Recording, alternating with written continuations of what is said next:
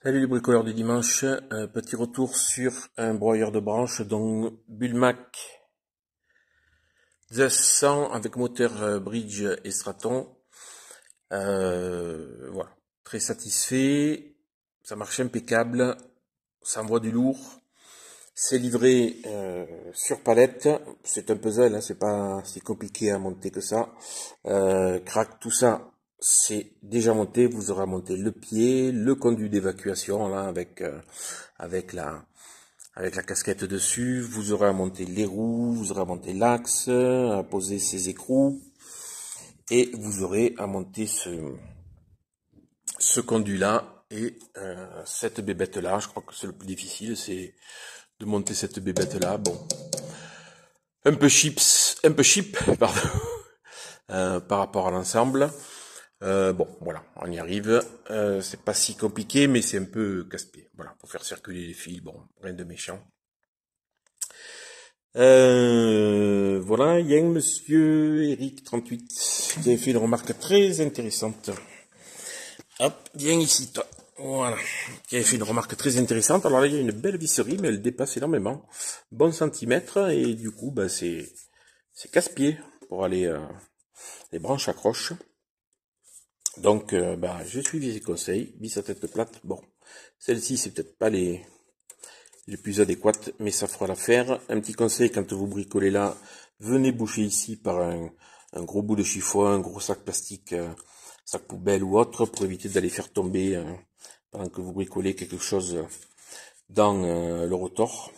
Parce qu'après, c'est casse-pied, j'imagine, à enlever. Puis vous n'oubliez pas d'enlever votre sac, votre morceau de chiffon.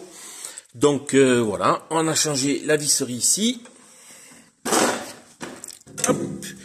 Voilà, alors les nouvelles vis que vous allez mettre, il faudra qu'elles soient assez courtes, hein. Il faut les tailler à la longueur, les couper à la longueur adéquate, sinon ça va vous empêcher de fermer correctement ces leviers. Qu'est-ce que j'ai fait? Les vis qui maintiennent la sécurité ici, elles viennent se visser dans ce support là bleu. Voilà.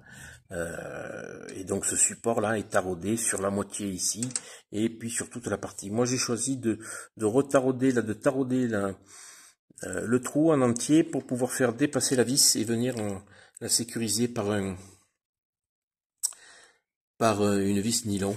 Voilà. Bon, éviter éventuellement que ça se dévisse. Ça fait une sécurité de plus parce que si ça se dévisse, ça tombe dans le rotor. À mon avis, ça ne doit pas être terrible comme résultat. Voilà. Donc les quatre là sont ces quatre vis là qui viennent de l'autre côté sont sécurisées par une vis nylon stop. Deux orifices de remplissage de l'huile. Deux orifices de vidange ici et ici.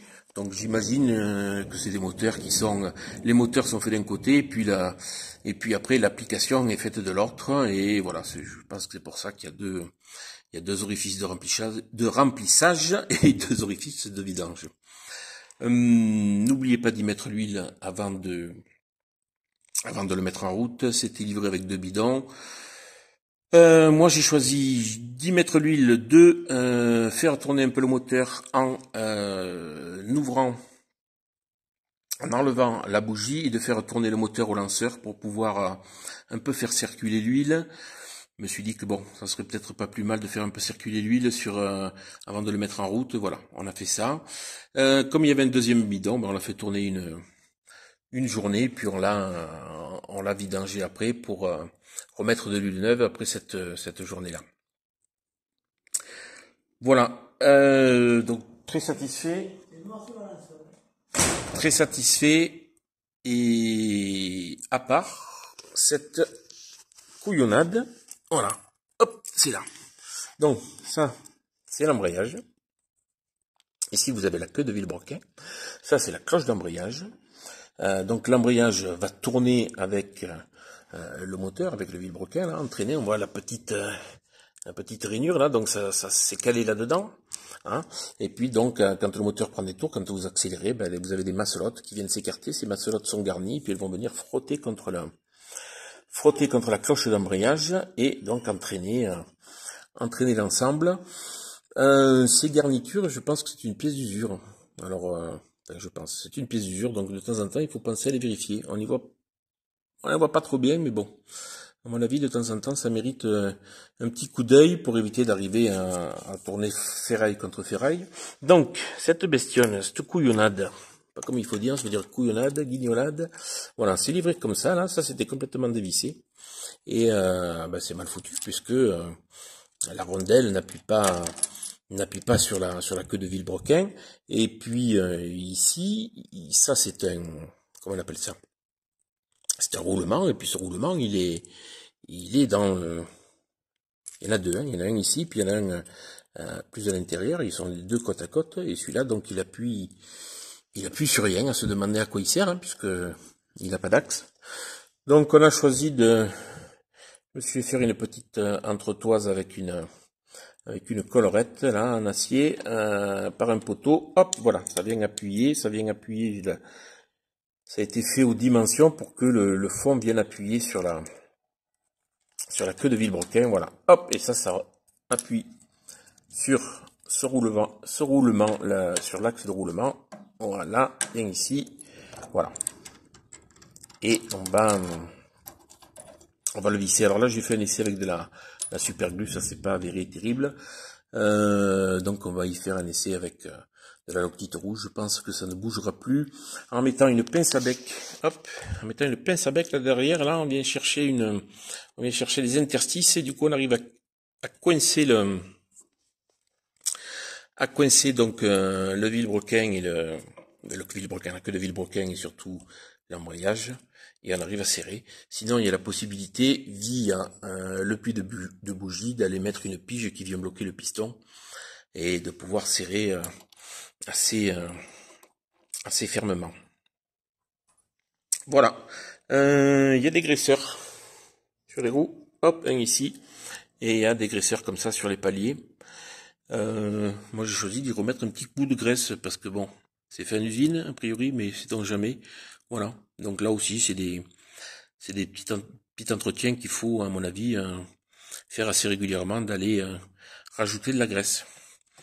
Voilà. Non, sinon, très satisfait, hein, c'est costaud, le moteur, il est impeccable, il démarre, il tourne au quart de tour, il démarre au quart de tour, il tourne comme une horloge, rien à dire là-dessus, c'est super, voilà, et ça fait du bon boulot, je trouve.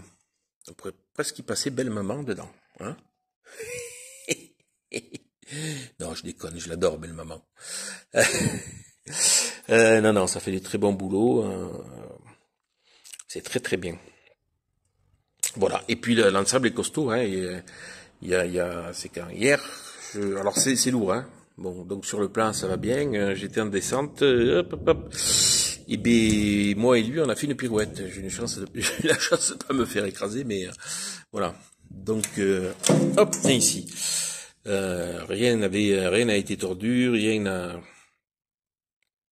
n'a souffert. Voilà, bah, ça arrive les conneries. Hein. Voilà, quand vous rentrez, un petit coup de soufflette, si vous avez un compresseur, c'est bien. En particulier, là, il y a une chaussette, vous enlevez le couvercle, vous avez le filtre à air avec une chaussette en mousse. Hop, un petit coup de soufflette sur la chaussette, ça peut pas faire de mal. Voilà. Rien à dire de plus, à part cette couillonnade, là. Et puis voilà.